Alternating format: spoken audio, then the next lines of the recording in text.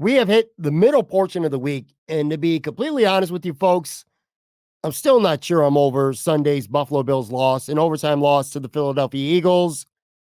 But today, as I've been doing most Wednesdays for this season, it's our Bills film study and PFF grades analysis. This week for week 12, again, a Buffalo Bills overtime loss against the Philadelphia Eagles, one that, quite frankly, has the Bills' playoff hopes on the brink. Talk about it today on Talking Buffalo. Thank you very much, as always, for tuning in. This is your weekday daily driver for Buffalo Sports Talk and more. Whether you're catching us on the audio side, Spotify, Apple, wherever you get your podcasts from, or if you're checking us out on the video side on YouTube, I appreciate you all very much. If you are watching this video by chance, if you haven't done so already, please make sure that you subscribe, that you like the video, that you leave a comment. It really helps us grow this channel. YouTube's got a really funny algorithm, and interaction means a lot towards that algorithm. Anyway, like I said, today is our film study and PFF grades analysis episode. Going to get to that in just a second. Before I dive in today's episode, though, I want to let people know that tomorrow, like just a couple of minutes ago, literally, I say, it's our daily driver for Buffalo Sports Talk and more. That's kind of like the spiel when it comes to this podcast. But 99% of the time, it actually is about Buffalo Sports Talk, not necessarily about more. But it's not going to be the case tomorrow. Tomorrow is one of those and more episodes for sure. I watched a documentary on Netflix about a month or so ago. It was about Yogi Berra, and it was called It Ain't Over. And I was just, as a lifelong Yankee fan, and somebody who, quite frankly, my fandom has kind of fell off over the last few years with the Yankees. But anyway, I caught this documentary on Netflix, and I just thought it was absolutely riveting, amazing. One of the best sports documentaries, quite frankly, that I've ever seen in my entire life, ever. Liked it so much that I went online, looked up some information, found who the director was, and kind of hunted him down, threw out a pitch to him to have him on the show to talk about the documentary. Anyway, I reached out to him, spoke with him, and I taped an interview for an episode that's going to drop tomorrow. If you haven't seen it already, again, it's called It Ain't Over. It is incredible. Even if you're not a Yankees fan, I know Yogi Berra is the subject, but it's not just about the Yankees. Hell, it's not even just about baseball. It is one of those true American dream stories. Loved the documentary, and Sean Mullen is so talented. This documentary, by the way, is generating literal Oscar buzz. He talks about that on the show. So taking a little bit of a left turn from typical Bills Sabres talk on tomorrow's episode.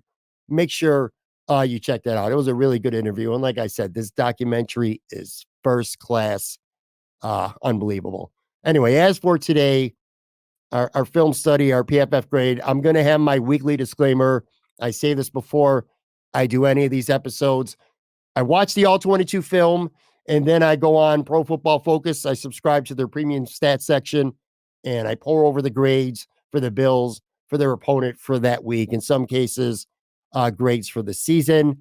I don't use them, and especially the film, to try to educate you, so to speak, on concepts and gap schemes and responsibilities and route trees and all kinds of stuff like that. That's not really what I'm any good at. Those are the areas of expertise for people like Eric Turner, Anthony Prohaska from Cover One, Joe Marino from Locked On Bills, some other men and women out there who do a really good job of breaking down film and explaining concepts to you and things like that I can't do.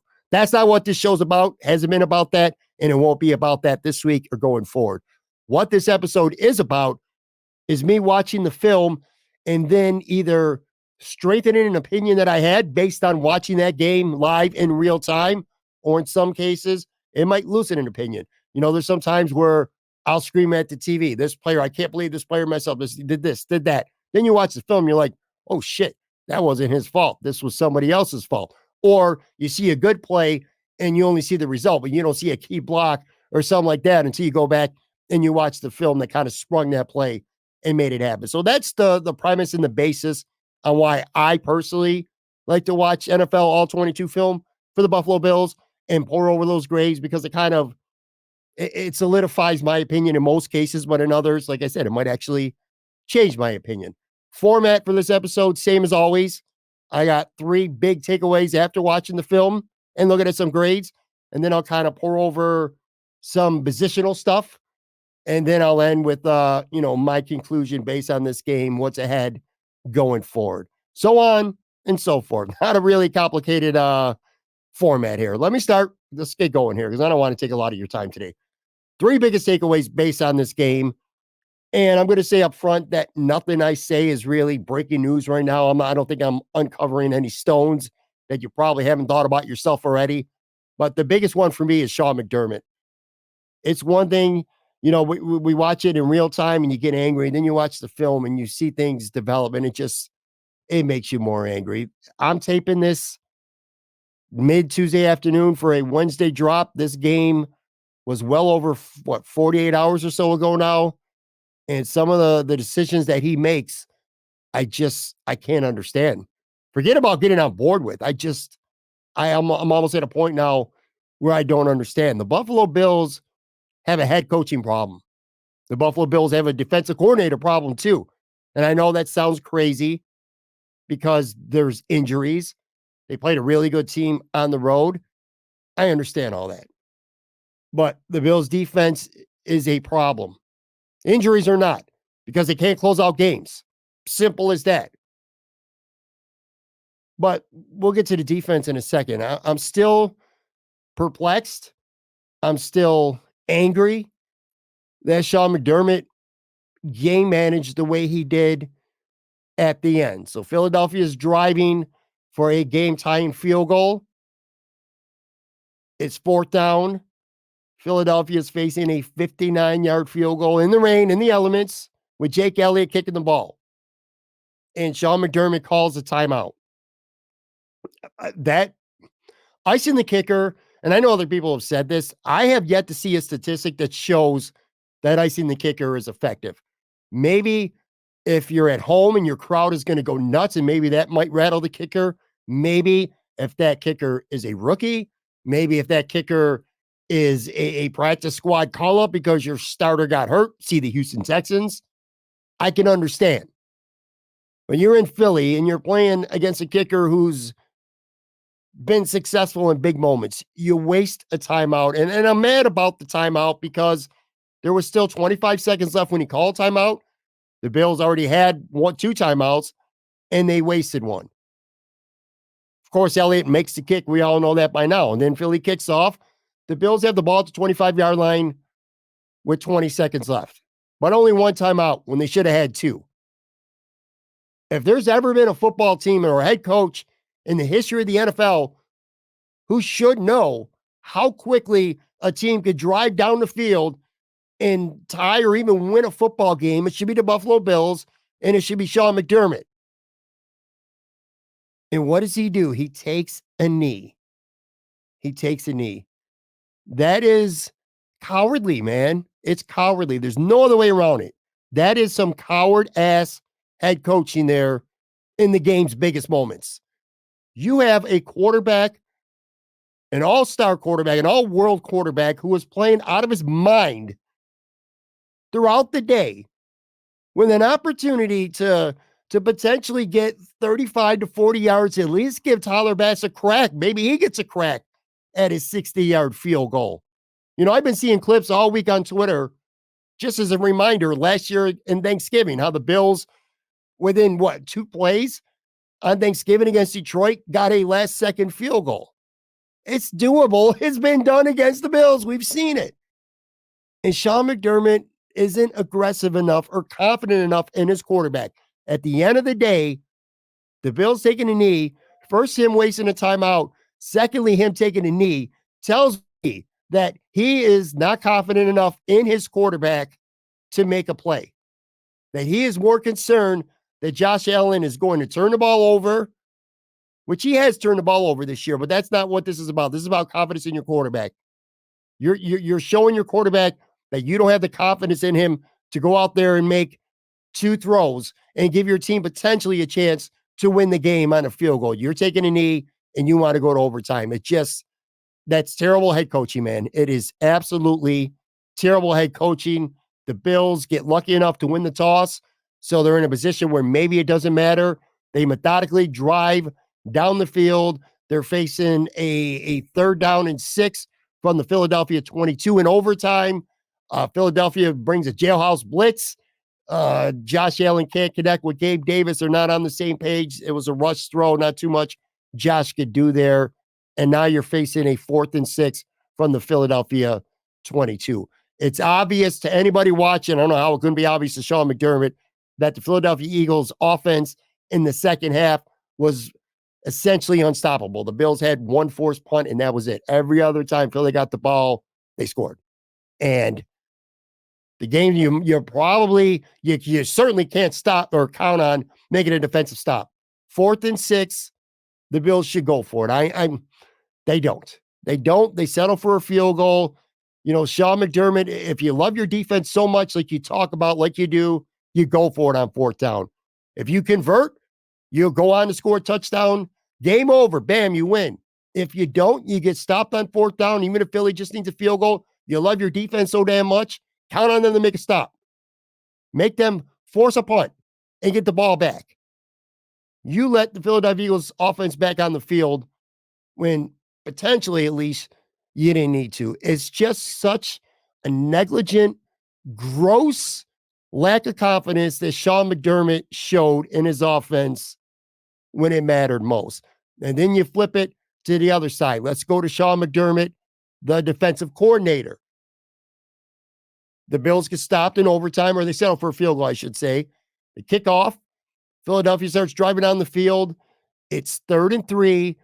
The ball's on the Buffalo 39. And quite literally, the Bills, by playing a really soft zone defense, just absolutely gifted the Eagles a first down. Sean McDermott was so scared that Philadelphia might go over the top of his defense or get beat for a big play to lose the game that he was willing to just concede a first down and keep the drive going.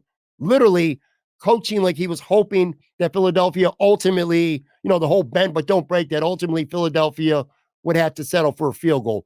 Whereas if maybe you have some kind of blitz, you make a big play on defense, you're at least aggressive on that 3rd and 3, maybe Jalen Hurts gets sacked. Hell, maybe he throws an incomplete pass. Now it's 4th and 3 and they have a decision to make. Do you have Elliott come out and try to nail a 46 or a 56, 57-yard field goal? Or do they go for it on 3rd and 3? You could have forced their hand, but instead he plays his soft-ass zone defense that allowed Philadelphia probably the easiest 3rd down conversion they had for the entire game. And then they got the ball at the 12-yard line, and he decides to go into cover 0. And even after the game in the locker room, I don't remember who, but one of the Philadelphia Eagles linemen said they could not believe that the Bills gave them that look and that they knew before even the snap happened that Jalen Hurts was going to score on that touchdown run, and bam, that was going to be the end of the game. Sean McDermott, at least for that one, he owned it after the game and said that call was on him. But it's both sides of the ball, and it's him as a defensive coordinator, and it's him as a head coach. Head coach, no confidence in his offense, and actions speak louder than words. I don't care what he says today, tomorrow, next week. Actions speak louder than words. His actions showed the true conservatism that he has as a head coach. He was not confident enough in his offense to get down the field and be able to potentially kick a game-winning field goal. And he was not confident enough in his offense, which is insane considering they had scored 31 points up to that point for them to convert a 4th and 6. Said he would have went for it, or at least thought about going for it if it would have been 4th and 2 or 4th and 3, but you're not going to go for it on 4th and 6. Just mindless coaching, gutless coaching, scared coaching. We hear the term all the goddamn time, coach not to lose. And generally, I think that's just a stupid saying, and I don't really believe it. But I believe it now. Because Sean McDermott has become a coach who coaches not to lose. This is a team, for all the talent and all the games that they've won over the last 2 years, the Bills are just 8-9 in one-possession games. That's not good enough. And I get to a point now when it comes to the Bills where I feel like maybe their head coach is the biggest part of this organizational problem. So that's a takeaway, and I know it's a long one. I apologize. A second takeaway, if you're a Bills defensive tackle and your name's not Ed Oliver, you stink. I know it's a pretty harsh thing to say, but you watch this film, Let me walk that back somewhat. Linval Joseph, considering he's only been here a couple weeks, he can at least hold his own. He doesn't stink. I mean, he's not a big playmaker, but he's not really supposed to be a playmaker. He can hold his own. So let's remove him from that. Let me be more specific. If your name's not Ed Oliver, and if you're not Linval Joseph, you're not doing anything to help this football team. And I'm talking about Jordan Phillips and Tim Settle. So let's just call both of them out. Let's start with Jordan Phillips. His overall grade, not just for this game, for the season from PFF. And I get it. I know PFF can be wonky. And I know there's a lot of people out there that don't put any stock in their grades. Conversely, there's people out there who put too much stock in their grades. So let's try to meet somewhere in the middle. Somewhere in the middle. If you got a really abnormally high grade, maybe that player is not as good as PFF thinks. Or if they have a horrible grade, maybe they're not quite as bad. It kind of let's meet in the middle a little bit. But when you look at his numbers, PFF numbers, they're freaking absurd. They're brutal. Jordan Phillips, overall grade this season, 38.6. Let me put some context in that. There is 137 defensive tackles in the NFL that have played a minimum of 20% of their team snaps this year. Of those 137, Jordan Phillips' grade for the season is fifth worst, 133 out of 137. His tackling is atrocious. 25.4 for the season. Again, 137 eligible defensive tackles. He's 135. Third from the bottom of the entire NFL. 43.5 overall grade he had on Sunday. He had a 25.2 tackle grade, which again is just abysmal. He had a stupid offsides penalty that gave Philly a first down. I think it was either third or fourth and 2, or I can't remember what it was, but he made it. It was a stupid penalty, which is like clockwork for him. Should have had a personal foul penalty. He got away with one, which would have been right in line with him getting one of those pretty much every week too. The only thing Jordan Phillips is good at is when he's at home and riling the fans up. Well, let me take that back. Let's be fair here. He's a splash player. He'll make a play now and then. But on any kind of consistent basis, when it comes to run defense, when it comes to tackling, when it comes to disappearing for long, long stretches, it's unbelievable how inept Jordan Phillips has been for the Bills. And the sad thing is Tim Settle might actually be worse. Tim Settle, 37.5 grade for this game in Philly, PFF grade, worse on the entire football team. And you watch the film, he was pushed all over the place. Philadelphia's left guard, I've seen this at least 3 times. Landon Dickerson, and he's a good guard, don't get me wrong. One-on-one, no help from the center, one-on-one, he was pushing around Tim Settle like a sack of potatoes. It was one run, DeAndre Swift went right up the B gap, and I'm telling you, Tim Settle probably got pushed 3-4 yards to the right side. There's another one. In fact, I clipped it or gifted, I should say, or I retweeted and said it should be a gift. And it was Tim Settle just getting pushed about 5-6 yards off the line of scrimmage, just completely helpless to do anything. We talk about Matt Milano and the impact, how much he's missed, and that's 100%. It's absolutely true. But Lord, man, Daquan Jones is missed almost as much because Tim Settle and Jordan Phillips, neither of which, to be fair, should be one-tech guys to begin with, especially Jordan Phillips, but these guys just ain't getting it done. And it makes you wonder how bad Poona Ford must be that he can't even get active and play on Sundays. Because I'm a schmuck. And even a schmuck, watching this game film, could see how inept and how ineffective Jordan Phillips and Tim Settle are. But you still can't get Poona Ford even dressed, let alone on the field.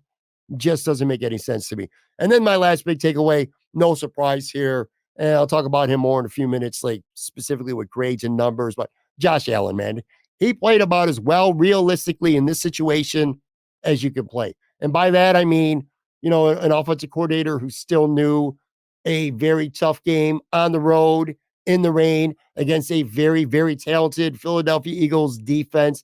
And Josh Allen, to me, had that 2021 Kansas City playoff vibes games. It seemed like he literally put his team on his back. Every time a play needed to be made, he made it.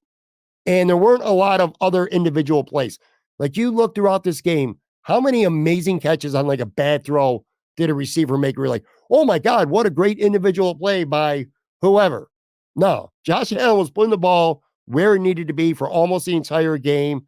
He was running at the right time. He was running around people. He was running through people, counted for 4 touchdowns. This is MVP caliber Josh Allen, which makes losing even more frustrating because you got an all world game. You got a vintage Josh Allen performance from your quarterback when you needed it absolutely the most. And the defense and the head coach threw it in the garbage. It is really, really frustrating. All right, quick break. Come back. I'm going to fly through some PFF grades and some other news and notes. Kind of go offense first and then defense. Be right back.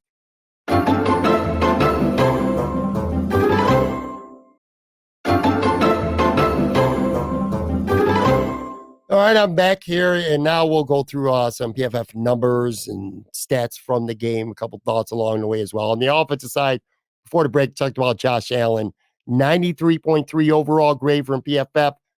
Not just the best on the Bills for the game, it was his highest grade of the season, even better than the Miami game in week 4. 92.9 run grade, by far his best of the season. 29 of 51, 339 yards, 2 touchdowns, and 1 pick. He did throw 1 bad pass. 81 rushing yards, 2 scores. Again, he accounted for 4 touchdowns for Buffalo. Like I said, his 1 interception did lead to a Philadelphia touchdown. In fact, their first lead of the game, to be fair. So he wasn't perfect, but he was really good. For a guy who a lot of people have been criticizing, especially nationally, the turnovers are a problem. So, I mean, it's not unheard of. I'm not trying to sit here and say that Josh Allen is without criticism or should be without criticism because he should, because he's had some really bad turnovers this year. But all in all, for a guy who's, allegedly playing just pretty good, he's got 3,215 passing yards. He's got 24 touchdown passes. By the way, passing yards, third most in the league, 24 touchdown passes, most in the NFL. He's got 338 yards on the ground, which is crazy because it seemed like for most of the season, Josh Allen was being contained and not even allowed to run. And that was pretty obvious too. Again, congratulations, Sean McDermott, on handcuffing your quarterback. But anyway, he's still up to 338 yards on the ground and 9 touchdowns, which is already tied a career high.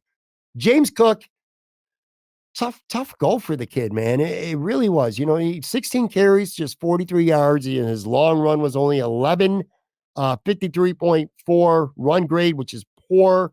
Did have 6 catches for 57 yards, including a really nice 29-yarder. But the way he started the game, you could just tell it wasn't going to be a James Cook game, and you could tell right off the bat. One was a run, and one was a dump pass, and he just didn't have any. It seemed like he had no interest in trying to get a first down. He was more interested in getting to the sideline. And I watched the game with Tone Bucks, and we were both screaming the same thing, obscenities, of course, at the TV because it was frustrating. And then he has the drops a touchdown pass.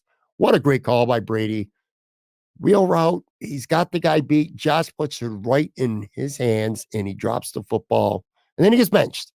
Deservedly so, by the way. A lot of people are criticizing the benching of Cook. You should take a seat after that. Think about it for a while. Plus, Joe Brady said, I believe it was on Tuesday morning, he also, he wanted to get other running backs involved in the game early. I don't have a problem with James Cook getting benched. I said this on yesterday's show. I have a problem with other guys who deserve benchings that don't.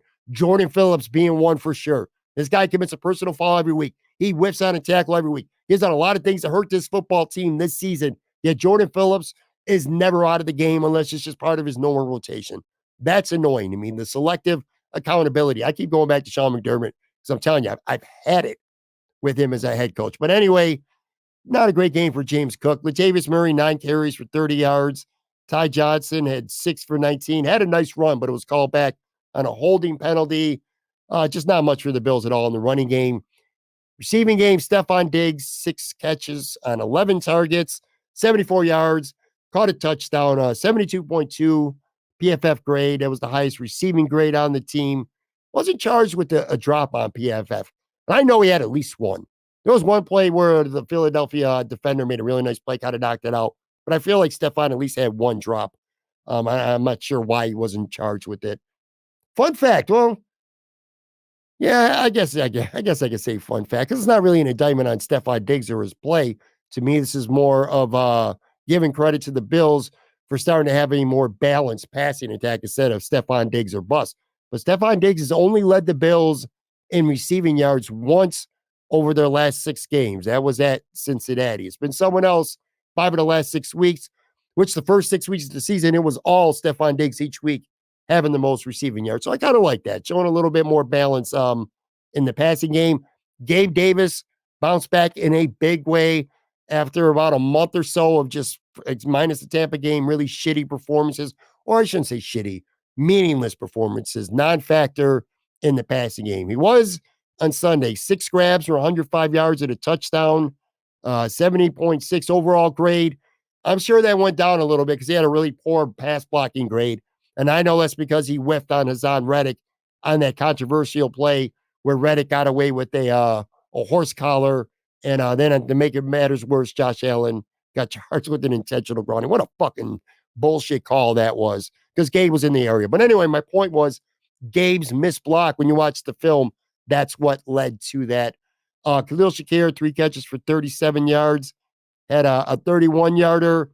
Kincaid, kind of a quiet game, 5 for 38, but I still like him out there. He's a nice factor. 59.5 overall grade he had from PFF. Gotta tell you, man, so Deontay Hardy's inactive, doesn't even play. Andy Isabella gets elevated. Turns out he was nothing more than the kick and punt returner. So special teams only for him. But I'm like, maybe Trent Sherfield's going to have a role in this game. I was thinking back against the Jets where Joe Brady schemed up Ty Johnson. Like maybe that'll happen with Philly right now with Trent Sherfield. I'm still waiting for that breakout game. This kid was a good football player with Miami. I should say kid, this young man, a good football player with Miami. A lot of us, including me, were pretty excited, thought this was a really good, low-key free agent signing by Brandon Beane. Well, it wasn't because he's not doing anything. 3 targets, 0 catches. One of them could have been a touchdown, actually, if he ran the right route. And because that's from what I see on the film, it was his fault, not Josh, on that ball. One throw was a bubble screen where Sherfield's field to block. He literally had no idea the ball was even coming his way.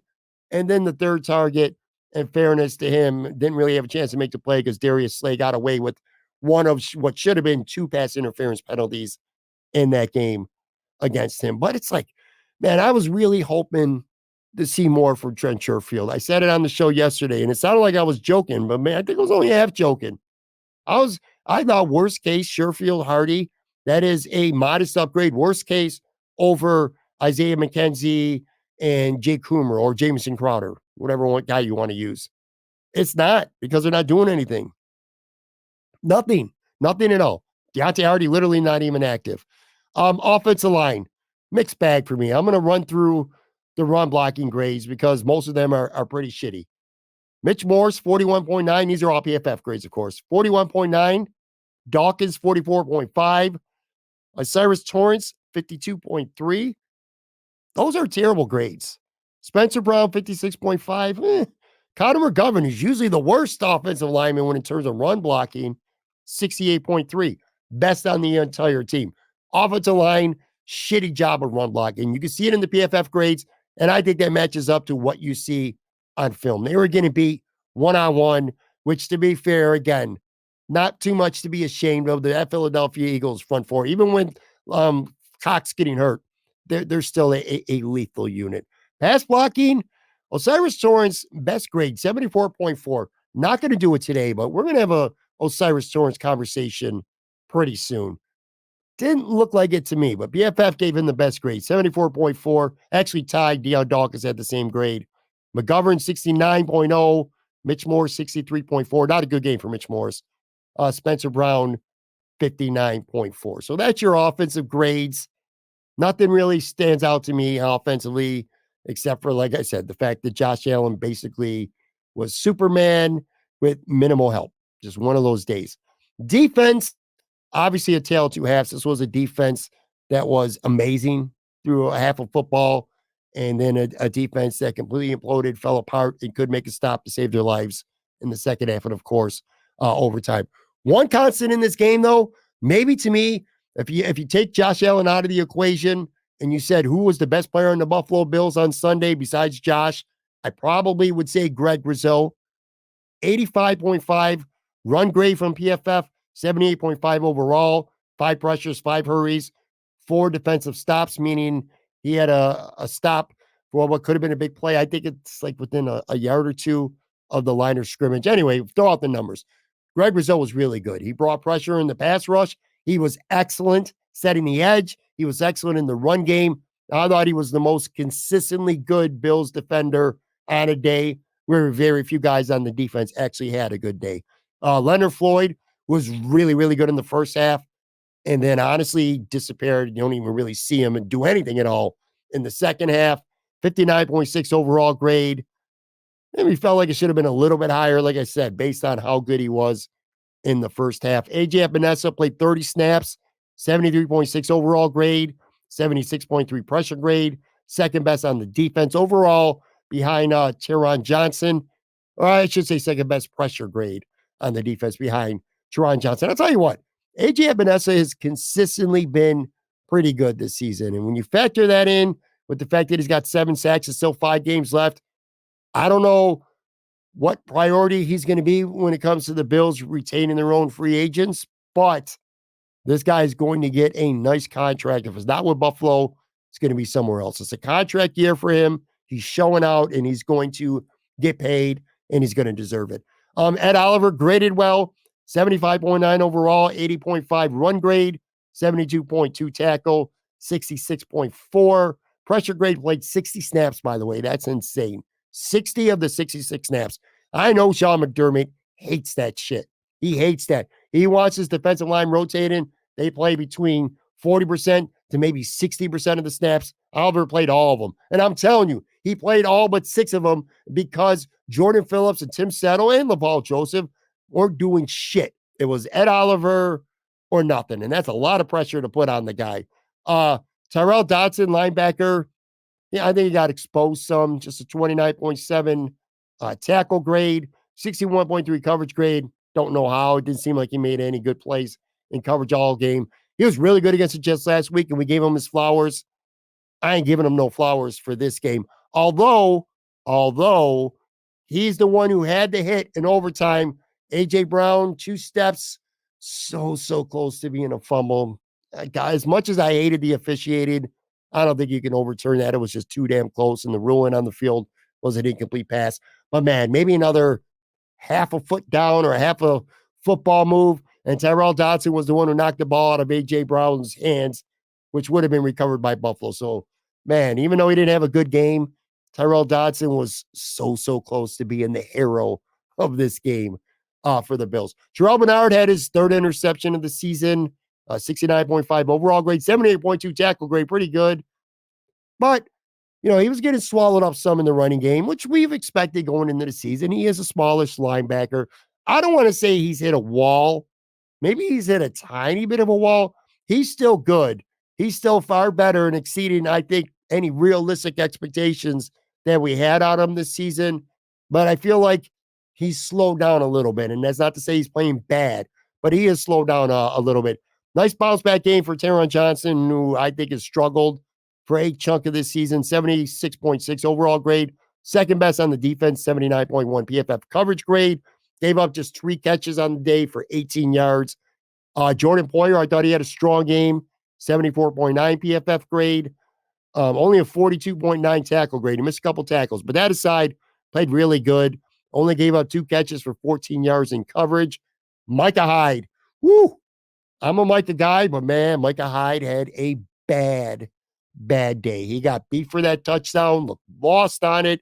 Inexcusable for a guy of his talent, his skill, his pedigree, and his experience. That should just never happen. Just overall, looked like a liability on this day. 52.9 overall grade, targeted 5 times, gave up 5 catches for 80 yards and a touchdown. So when it came to Jalen Hurts throwing the ball, far and away, and I mean far and away, his most success came when thrown in the area of Micah Hyde. Conversely, and I got to give Tone Pucks credit for this. He brought this up randomly to me, and I couldn't agree more. Christian Bedford, forget the grades. I don't give a shit what his grades were. Thrown at him 2 times, no receptions allowed. He's had a really good game. Christian Benford quietly is becoming a borderline lockdown corner. If you're a fan, and most of you watching or listening to this, obviously you are, I'm excited about Christian Benford next season. This season and next, and going forward. He's only in year 2. The Bills got him at a cost control contract for 2 more years after this. He looks like a solid starting corner. Rasul Douglas, his partner, he was all right. A little come down from the Jets game where he should have been AFC Defensive Player of the Week. 7 targets, 4 catches, 56 yards, 44.9 coverage grade, 50.2 overall. Von Miller, I'm tired of talking about Von Miller, man. Tired of talking about him. Tired. You see it. I don't need to explain to you what's going on with film. The effort, the production's obviously not there.